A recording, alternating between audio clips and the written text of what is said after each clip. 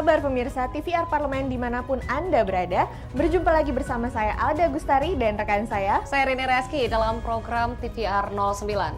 Tepat pukul 9 waktu Indonesia Barat, kami hadirkan kepada Anda sejumlah informasi hangat dan menarik yang telah disajikan oleh redaksi TVR Parlemen. Dan inilah TVR 09 selengkapnya.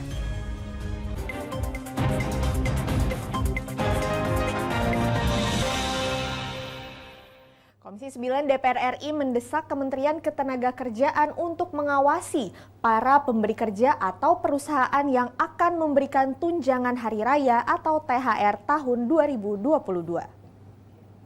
DPR RI mendorong agar THR dapat diberikan tepat waktu sehingga mampu mendorong daya beli masyarakat pada Lebaran tahun 2022 ini. Anggota Komisi 9 DPR RI Rahmat Handoyo mengatakan, pemerintah daerah perlu ikut mengawasi pencairan THR. Pemberian THR tahun 2022 juga harus tepat waktu, yaitu 7 hari sebelum Hari Raya Idul Fitri. Karena saat ini suasana kebatinan kita, daya beli juga turun, kemudian apalagi pandemi, sehingga hak pekerja memang harus dilindungi. Nah tentu kita jago hormati, kita pahami ketika saat ini memang kondisi proses menuju pemulihan ekonomi. Namun demikian, pandemi jangan jadikan alasan bagi para pemberi pekerjaan kepada para pekerja, itu berlindung, tidak memberikan secara tepat waktu. Sementara itu, anggota Komisi 9 DPR RI lainnya Edi Wuryanto menegaskan, THR tahun 2022 harus diberikan penuh tanpa ada pemotongan. Untuk itu, Edi mendesak Kementerian Ketenagakerjaan membuat satuan tugas THR 2022 untuk menindak para pemberi kerja yang tidak menjalankan aturan THR. Nah sekarang tinggal kita awasi bersama-sama. Wah harus ada sanksi. Iya dong, harus sanksi. Kemenaker harus tegas. Dinas Tenaga Kerja Daerah harus tegas. Sanksi harus diberikan. Karena tanpa ada sanksi nggak ada kewibawaan aturan. Komisi 9 DPR RI berkomitmen melakukan pengawasan yang ketat agar kebijakan tentang THR berjalan maksimal. Hilman Hidayat, TVR Parlemen, melaporkan.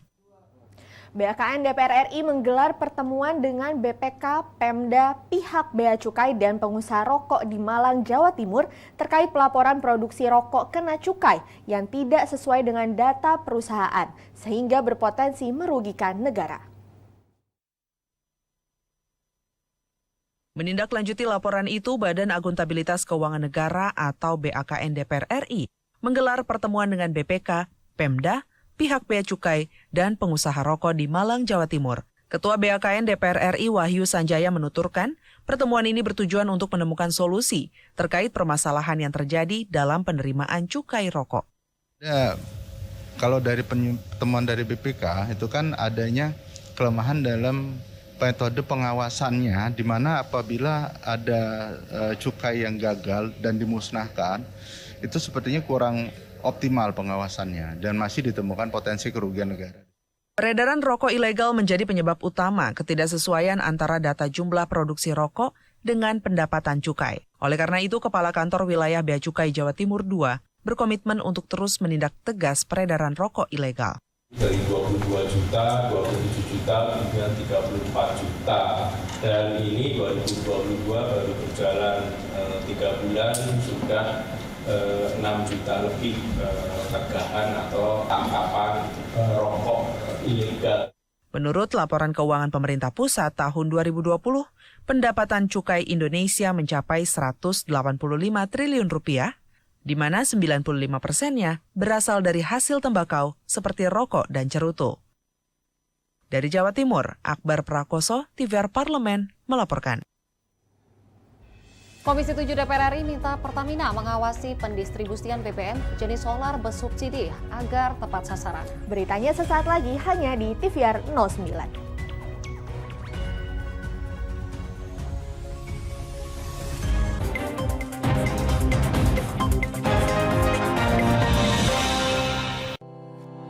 Tugas dan fungsi DPR RI sangat penting bagi negeri ini sebagai pengemban amanat rakyat. Namun tidak banyak yang tahu apa saja fungsi dan tugas dari DPR. DPR mempunyai 3 fungsi pokok, yaitu legislasi, anggaran, dan pengawasan. Ketiga fungsi tersebut harus dilaksanakan dalam kerangka fungsi representasi yang mengedepankan kepentingan rakyat berdasarkan aspirasi masyarakat dan untuk kesejahteraan rakyat. Dari fungsi legislasi, DPR RI mempunyai tugas dan wewenang untuk menyusun dan menetapkan program legislasi nasional bersama dengan pemerintah, menyusun dan membahas rancangan undang-undang, menerima rancangan undang-undang dari DPD, membahas rancangan undang-undang yang diusulkan oleh Presiden ataupun DPD, menetapkan undang-undang bersama dengan Presiden, menyetujui atau tidak menyetujui peraturan pemerintah pengganti undang-undang yang diajukan Presiden untuk ditetapkan menjadi undang-undang.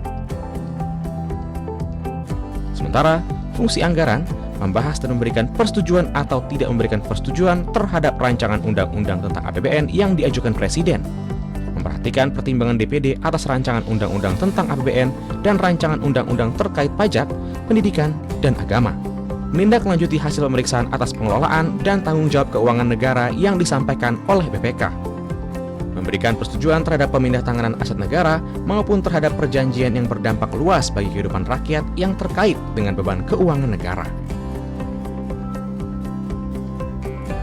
Dan fungsi pengawasan, melakukan pengawasan terhadap pelaksanaan undang-undang, APBN, dan kebijakan pemerintah, membahas dan menindaklanjuti hasil pengawasan yang disampaikan oleh DPD terkait pelaksanaan undang-undang mengenai otonomi daerah, pembentukan, pemekaran, dan penggabungan daerah, pengelolaan sumber daya alam dan sumber daya ekonomi lainnya, pelaksanaan APBN, pajak, pendidikan, dan agama. Terima kasih. Video ini dipersembahkan oleh TV dan Radio Parlemen, Biro Pemerintahan Parlemen, Sekretariat Jenderal, dan Badan Keahlian DPR RI.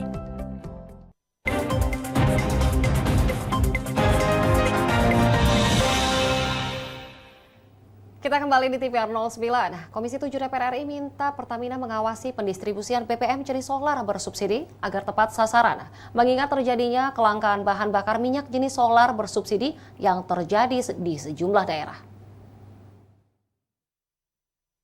Anggota Komisi 7 DPR RI, Sartono, menyayangkan terjadinya kelangkaan bahan bakar minyak jenis solar bersubsidi yang terjadi di sejumlah daerah. Di sisi lain, Pertamina menyampaikan ada penurunan konsumsi pada solar untuk sektor industri. Sartono meminta PT Pertamina untuk tegas mengawasi secara ketat dalam pendistribusian solar bersubsidi. Sartono berharap tidak terjadi kebocoran dalam penyaluran solar bersubsidi. Sektor industri tidak berhak memperoleh solar bersubsidi karena hanya diperuntukkan bagi masyarakat yang membutuhkan. Kami nanti di dalam Komisi 7 ingin menyampaikan dengan pemerintah, kita undang dalam rapat kerja bahwa realitas di lapangan terjadi kelangkaan solar di mana-mana. Ini juga harus menjadi perhatian. Kedua amanah konstitusi ini kan juga harus dijalankan tentang subsidi untuk kepada yang berhak mendapatkan daripada subsidi itu. Nah, yang sekarang bagaimana perhatikan atau menjadi suatu catatan bagaimana subsidi yang terbatas ini harus benar-benar jangan sampai disalahgunakan atau ada kebocoran ya atau diambil kepada sektor yang lainnya yang tidak berhak mendapatkan subsidi. Itu ya, cukup ya. Menurut Sartono, jika terus-menerus terjadi kelangkaan solar subsidi, maka hal tersebut akan memberi dampak pada sektor lainnya. Ketersediaan BBM bersubsidi harus terjamin agar masyarakat tidak kesulitan mendapatkan BBM bersubsidi tersebut. Tim Liputan TVR Parlemen melaporkan. Komisi 5 mengapresiasi kinerja Kementerian Desa dalam pengelolaan BUMDes yang dapat memperkuat kemandirian, mensejahterakan warga desa, khususnya di Kecamatan Colomadu, Kabupaten Karanganyar, Provinsi Jawa Tengah. Anggota Komisi 5 DPR RI melakukan kunjungan spesifik ke Desa Blulukan, Kecamatan Colomadu, Kabupaten Karanganyar, Provinsi Jawa Tengah. Dalam kunjungan kerja ke Badan Usaha Milik Desa atau BUMDes, Komisi 5 mengapresiasi kinerja Kementerian Desa dalam pengelolaan BUMDes yang dapat memperkuat kemandirian, mensejahterakan warga desa. Wakil Ketua Komisi 5 DPR RI, Andi Iwan Darmawan Aras, berharap program dana desa yang sudah berjalan dapat memberikan dampak yang positif bagi masyarakat desa. Dengan adanya BUMDes ini dapat membantu dana desa yang sudah ada di sana untuk juga memberikan manfaat positif dari sisi perekonomian bisnis kepada masyarakat desa yang ada. Jadi 74.000 itu memang jumlah yang tidak sedikit. Kalau kita ingin memberikan bantuan dari pemerintah, kita bisa membayangkan jumlahnya 50 juta dikali 74.000, sehingga tentunya memang harus lebih selektif dalam memberi bantuan. BUMDes mana yang kira-kira sudah on the track jalan, yang kira-kira bisa mendapat prioritas untuk diberikan bantuan tersebut. Dalam kesempatan yang sama, anggota Komisi 5 DPR RI lainnya Sadewo mengatakan, BUMDes Blulukan Gemilang mempunyai potensi besar untuk menghidupkan perekonomian desa. Ini bisa menjadi role model untuk BUMDes di seluruh Indonesia, tidak hanya di Kabupaten Karanganyar. Jadi Kementerian Desa saya melihat secara langsung bahwa BUMDes di sini punya potensi di tengah-tengah perkotaan. Ya, tidak punya potensi alam dengan keindahan yang mempesona, tidak punya potensi sumber alam yang tambang atau sebagainya. Dari Provinsi Jawa Tengah, Rizky Kurniawan, TVR Parlemen, melaporkan. Komisi 3 DPR RI merasa prihatin dengan maraknya perilaku kelitih atau pembegalan yang meresahkan masyarakat. Untuk itu Polri diminta segera menindak tegas pelaku kelitih khususnya di wilayah Yogyakarta. Anggota Komisi 3 DPR RI, Eva Yuliana, mengungkapkan rasa prihatin atas timbulnya korban jiwa dari perilaku kelitih di daerah istimewa Yogyakarta. Eva menambahkan perilaku kelitih sudah mulai meluas, tidak hanya di daerah, tapi juga kota-kota besar. Untuk itu, Polri harus menggunakan strategi khusus untuk mencegah meluasnya perilaku kelitih. Di sini saya melihat Polri ini menjadi yang utama untuk melakukan itu. Bagaimana satu tentu efek jera, kedua bagaimana kemudian ada pencegahan agar tidak terjadi lagi. Nah, efek jera yang harusnya menjadi prioritas langkah kita adalah tentu memberikan hukum setimpal dengan apa yang dilakukan oleh si anak itu. Anggota Komisi 3 DPR RI Arteria Dahlan menambahkan, perilaku kelitih sudah semakin meresahkan. Arteria menegaskan, Polri harus tegas menindak pelaku kelitih sesuai hukum yang berlaku. Penindakan dan lebih lagi bagaimana fungsi-fungsi intelligence dapat mengendus sehingga dapat meminimais kemungkinan kejadian-kejadian atau aksi-aksi brutal seperti ini. Dikutip dari databox katadata.co.id, jumlah kasus dan pelaku kelitih mengalami peningkatan selama periode 2020 hingga 2021. Amita dan Dwi, TVR Parlemen, melaporkan. Ya pemirsa, itu tadi 5 berita pilihan dari redaksi TVR Parlemen. Berikutnya akan kami hadirkan kepada Anda liputan mendalam khas redaksi TVR Parlemen yang mengulas tentang pengesahan UU TPKS. Tentunya informasinya sesaat lagi, tetap di TVR 09.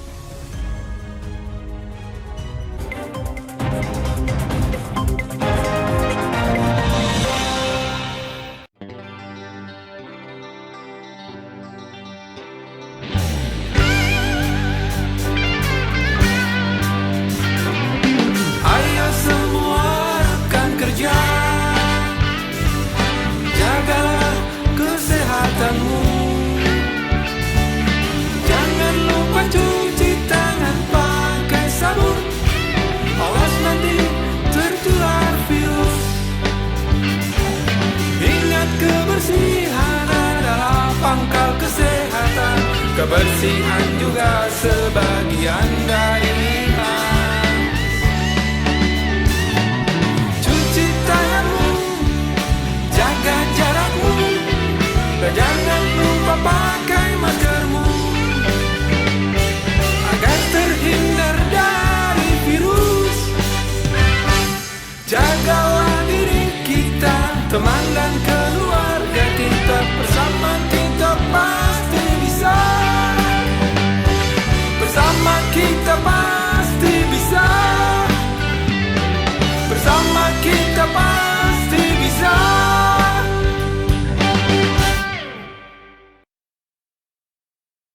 Virus corona menjadi perbincangan dunia.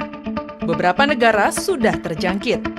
Ribuan orang di Indonesia terkena virus ini. Kita perlu antisipasi dengan melakukan hal berikut.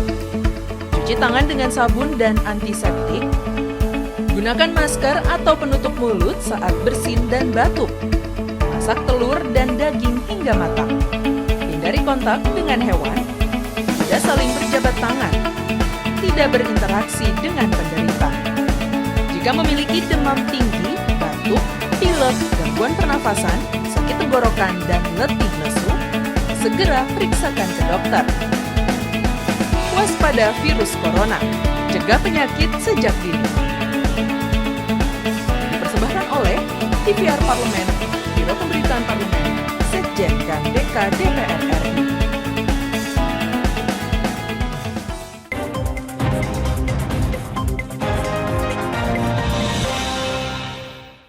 Di TVR 09, setelah melalui proses dan rangkaian panjang, rancangan Undang-Undang Tindak Pidana Kekerasan Seksual akhirnya disahkan menjadi undang-undang oleh DPR RI pada sidang paripurna Selasa 12 April 2022 lalu.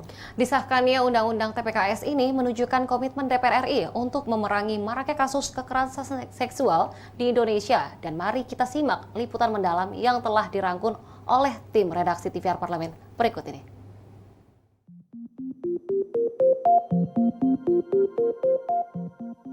Undang-undang terkait kekerasan seksual pertama kali diinisiasi Komnas Perempuan pada 2012 dengan nama awal Rancangan Undang-Undang Penghapusan Kekerasan Seksual atau RUU PKS. Di tahun yang sama, DPR sepakat memasukkannya ke dalam program legislasi nasional atau Prolegnas Prioritas, serta mendapat restu dan dukungan dari Presiden Joko Widodo. Pada 2017, DPR sempat menyepakati rancangan Undang-Undang PKS sebagai rancangan Undang-Undang Inisiatif DPR. Namun, pada 2018, DPR memutuskan menunda pembahasan rancangan undang-undang yang dinilai kontroversial itu hingga pemilu 2019 usai. Pembahasan rancangan Undang-Undang PKS pun tidak selesai di masa periode 2014-2019 dan akhirnya dilanjutkan ke DPR periode 2019-2024. Rancangan Undang-Undang PKS diketahui berganti nama menjadi Rancangan Undang-Undang TPKS pada Agustus 2021. Kata penghapusan dalam draft Rancangan Undang-Undang PKS dihapus dan diganti. Frasa tersebut selanjutnya diusulkan untuk diganti dengan tindak pidana. Tim ahli Balek beralasan menggunakan frasa itu karena mengambil pendekatan hukum bahwa kekerasan seksual merupakan tindak pidana khusus. Pada 18 Januari 2022, angin segar nampak menghinggapi langkah rancangan Undang-Undang TPKS ke depan. Hal ini lantaran DPR kembali mengesahkan rancangan Undang-Undang TPKS menjadi usul inisiatifnya. Pengesahan rancangan Undang-Undang TPKS sebagai rancangan undang-undang usulan DPR itu dilakukan dalam rapat paripurna yang dipimpin langsung oleh Ketua DPR Puan Maharani. Apakah rancangan undang-undang tentang tindak pidana kekerasan seksual dapat disetujui untuk disahkan menjadi undang-undang?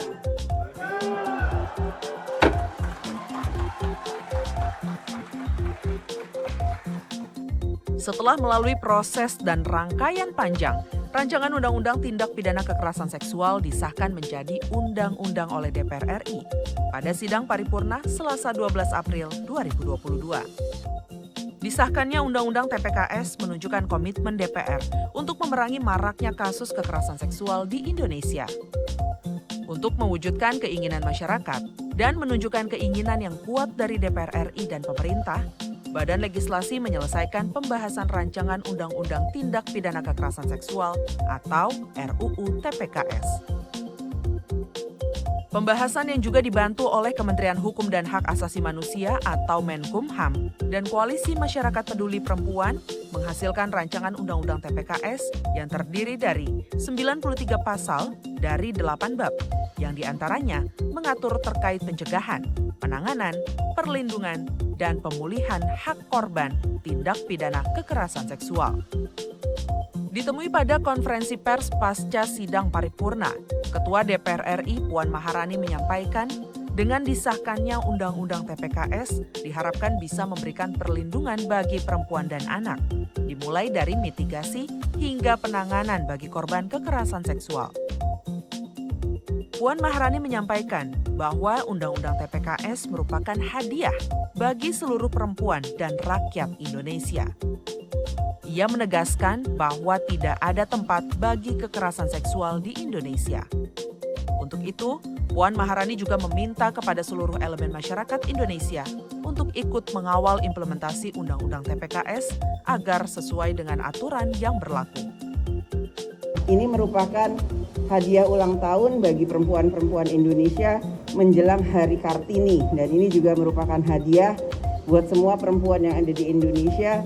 Insya Allah ke depannya kita semua bersepakat dalam implementasi undang-undang tersebut bahwa perlindungan perempuan dan anak, mitigasi perlindungan perempuan dan anak sampai penanganannya, kemudian bagaimana hukuman dan lain-lain sebagainya itu memang bisa berpihak kepada korban dan juga kemudian memberikan efek jera dan hukuman yang seberat-beratnya bagi pelaku kekerasan plus kemudian memberikan perlindungan bagi korban saat para korban kemudian menyampaikan laporan terhadap kekerasan seksual. Tim Liputan TVR Parlemen melaporkan. Ya pemirsa, TVR Parlemen, Jumat besok merupakan tanggal merah terkait peringatan wafatnya Isa Al-Masih. Artinya besok kita punya long weekend selama 3 hari. Nah, untuk mengisi libur panjang akhir pekan ini, kami hadirkan informasi film terbaru di bioskop untuk Anda. Untuk itu jangan kemana-mana, informasinya sesaat lagi. Pastikan Anda tetap bersama kami di TVR 09.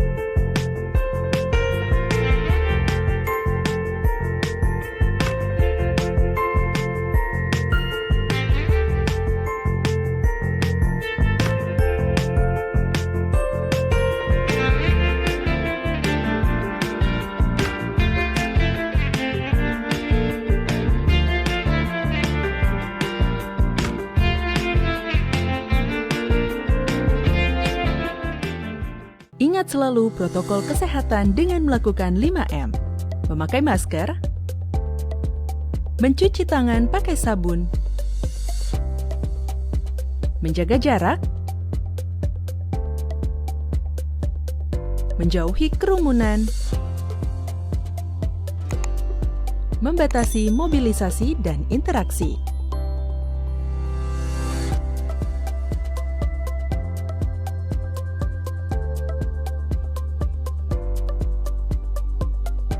Dipersembahkan oleh Biro Pemberitaan Parlemen, Sekretariat Jenderal DPR RI.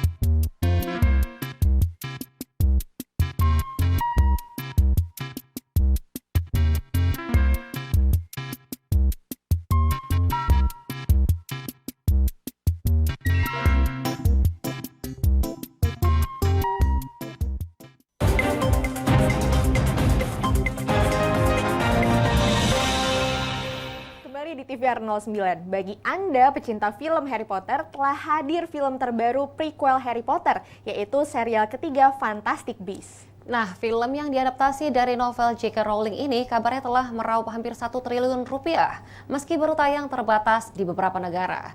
Berikut ini liputan selengkapnya hanya untuk Anda.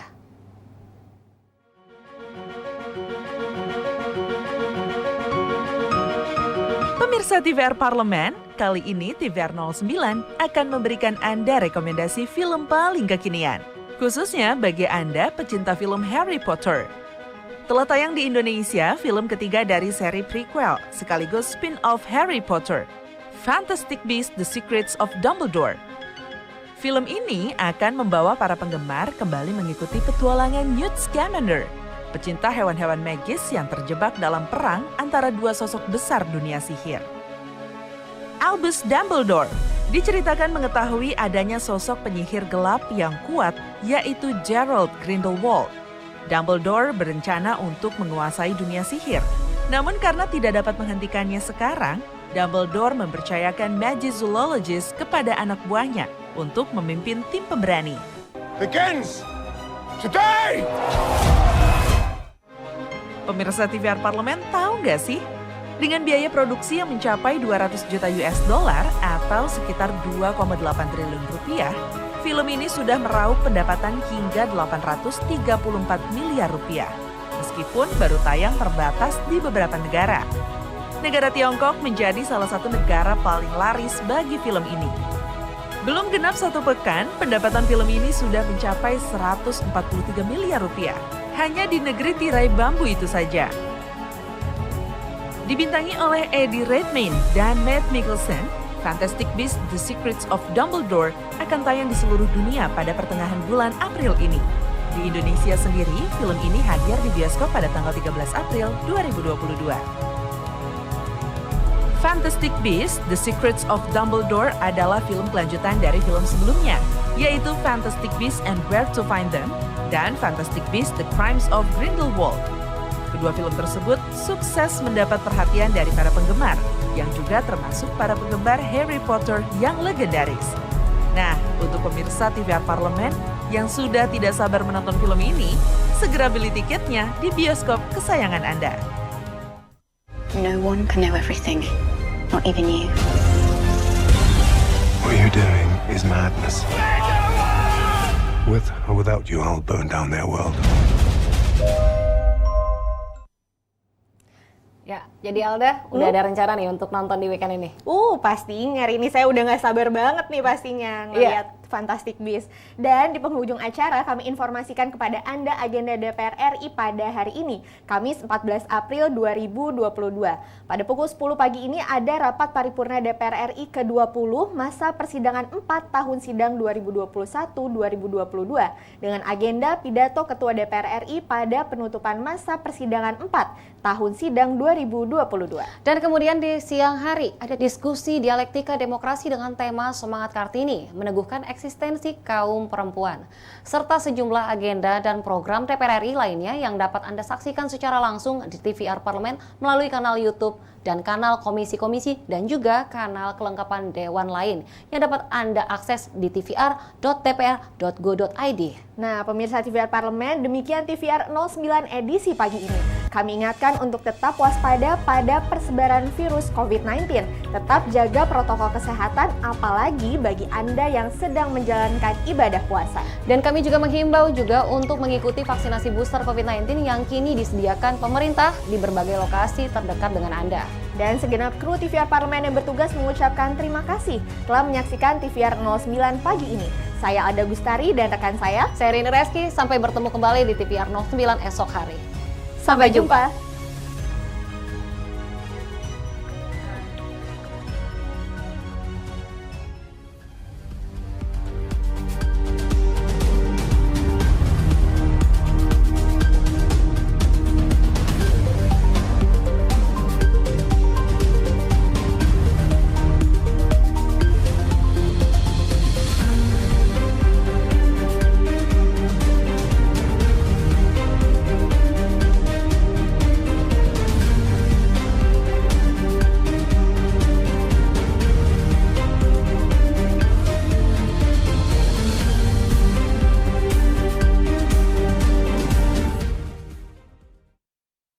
Badan Akuntabilitas